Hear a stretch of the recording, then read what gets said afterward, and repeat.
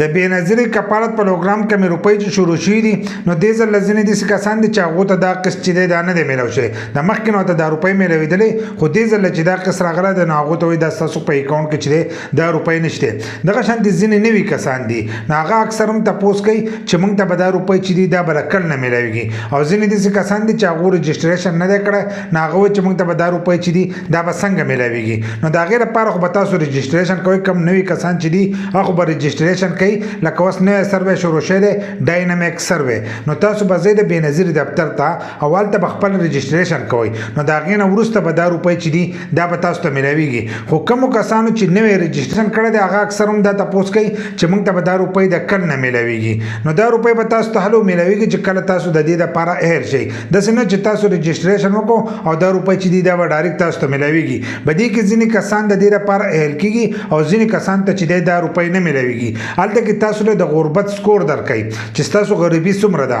نو چې د 32 نه سکور لاندې نو دغه روپۍ چې دي دا تاسو ته میلاویدی شي خو هر کله چې دا د 32 نه بری نو دغه روپۍ چې دي دا تاسو ته نشي میلاویدلی نو تاسو خپل سکور چې دی هغه چک کولی شئ د هغې په باره کې چې دی زموږ ویډیو شته زموږ په یوټیوب چینل کې مظلومیار سپیک چې په یوټیوب کې سرچ کو نو هلته کې برته زموږ ویډیو راشي نو هلته تاسو خپل سکور هم چک کولی شئ او خپل اهلیت چې دی دا هم چک کولی شئ تاسو د دې روپو لپاره اهل یې که نه یې نو چې کله تاسو د دې لپاره اهل یې نو هلو به دا روپۍ چې دي دا به تاسو ته میلاویږي بل لا کوم ځای کې چې دا روپۍ میلاویږي نو تاسو هلته لاړ شئ او خپل شناختي کارډ ویسئ که ستاسو په اکاونټ کې دا روپۍ جمع شي نو دا روپۍ چې دي دا به تاسو ته میلاویږي لکه که تاسو د دې لپاره اهل یې نو دا قسط چې دی دا به تاسو ته میلاویږي خو داسې کېدلی چې دا روپۍ چې دي دا تاسو له څوک کور ته راوړي د دې لپاره به تاسو ځئ کوم ځای کې چې دا روپۍ میلاویږي نو هلته کې به د خپلو روپو چې دی تاسو به معلومات کوئ که ستاسو په اکاونټ کې روپۍ جمع شي نو دغه روپۍ چې دي دا به تاسو ته میلاویږي نو د هغې لپاره به تاسو خپل اهلیت چک کوئ که اهل یې نو د هغې نه وروسته به بیا خپلې روپۍ چې دي